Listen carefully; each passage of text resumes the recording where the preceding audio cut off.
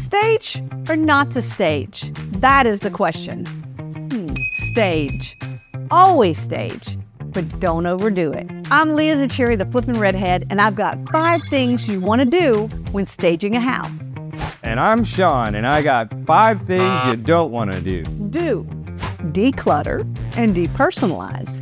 By decluttering and depersonalizing, you're now creating an open, more inviting space that feels larger, and the buyer can imagine their own junk in that space, thus making the home their own. One of the things you don't want to do is neglect the exterior of the home. The exterior of the home is the first thing that people are going to see when they pull up. This is your curb appeal, your real draw from the outside of the house. So what we've wound up doing here is keeping it simple and cohesive. This is a form of zero-scaping. Zero-scaping allows you to get the feel of design without spending a ton of money, but also not blocking the front view of the home. Do create an open and inviting atmosphere. By simply arranging the furniture in such a manner that you allow the natural light to come in, this allows your potential buyers to now feel the natural flow of the space. Don't leave a house empty. An empty home can be cold and uninviting, and nobody wants to tour a tube. Do clean the house thoroughly. A clean house not only shows attention to detail, but gives the potential buyer the perception the house has been maintained properly. Another thing you don't want to do is ignore the small details. The small details are what makes a home feel like it's lived in or could be lived in. From fresh flowers to books placed in certain places, these things give people the feeling of being able to lounge and enjoy a space. So don't ignore the small details.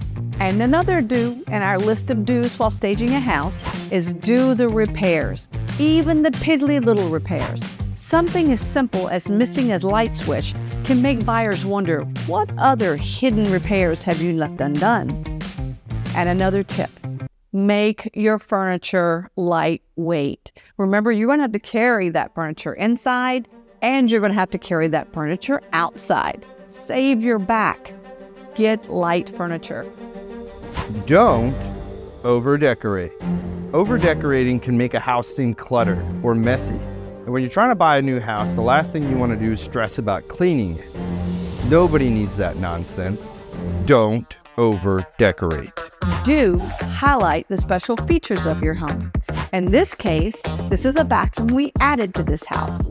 And I already had it planned that I wanted to use these black panels that are so trendy right now. But then I found this tile on clearance, and so I thought, those two together, I just felt spa.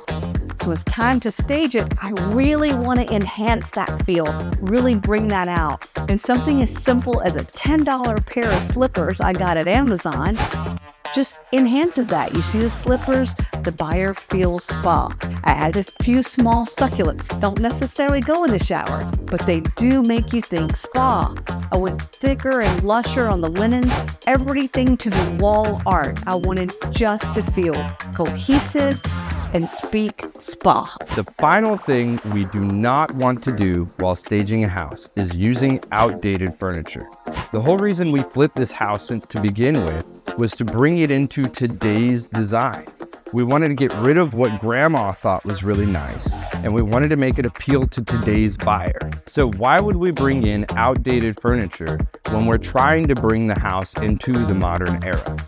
And so for our final tip today, it is to pick a budget and stick to it. Everything you've seen in this house today has been staged and it's been used. I bought it all from online marketplace like Facebook Marketplace or OfferUp. So I've given you 5 things to always do when staging a house. And Sean has given you 5 things to don't do while staging a house. And when life gives you lemons, click the link above them.